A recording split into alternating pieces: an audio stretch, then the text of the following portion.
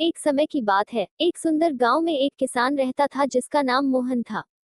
मोहन न केवल अपने खेतों में मेहनत करने के लिए जाना जाता था, बल्कि उसकी ईमानदारी और सत्यनिष्ठा के लिए भी प्रसिद्ध था। मोहन का एक पड़ोसी था, रमेश, जो बहुत ही चालाक और धोखेबाज था। रमेश हमेशा अपने स्वार्थ के लिए दूसरों को धोखा देता था। एक दिन रमेश ने सोचा कि अगर वह मोहन को फंसा सके तो उसके खेत भी हड़प सकता है। उसने एक योजना बनाई और गांव के सरपंच के पास गया। उसने सरपंच से कहा कि मोहन ने उसके खेत से सोना चुराया है। सरपंच ने दोनों को बुलाया और पूछा, क्या यह सच है, मोहन? मोहन ने साफ साफ कहा, नहीं सरपंच जी, मैंने कभी भी ऐसा नहीं किया। सरपंच ने तय किया कि सच्चाई का पता लगाने के लिए दोनों के खेतों की तलाशी ली जाएगी।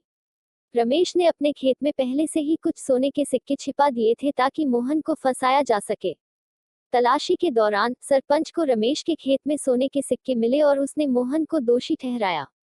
मोहन को जेल में डाल दिया गया, लेकिन उसने हार नहीं मानी। मोहन ने ईश्वर से प्रार्थना की और सच्चाई की जीत की उम्मीद में रहा। कुछ दिनों बाद गांव में एक बहुत ही बुद्धिमान व्यक्ति आया।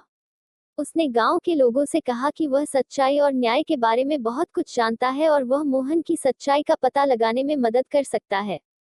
उसने सरपंच से कहा, मुझे मोहन के खेतों की तलाशी लेने दीजिए। सरपंच ने सहमति दी और बुद्धिमान व्यक्ति ने मोहन के खेतों की गहराई से तलाशी ली। उसने पाया कि जमीन के नीचे एक पुराना बक्सा दबा हुआ था जिसमें बहुत सारे सोने के सिक्के थे। इस बक्से पर मोहन के पूर्वजों का नाम लिखा हुआ था। बुद्धिमान व्यक्ति ने सबको बताया कि मोहन के पूर्वजों ने यह सोना यहाँ छिपाया था और मोहन निर्दोष है। उसने रमेश की चालबाजी का भी पर्दाफाश किया और रमेश को सजा मिली।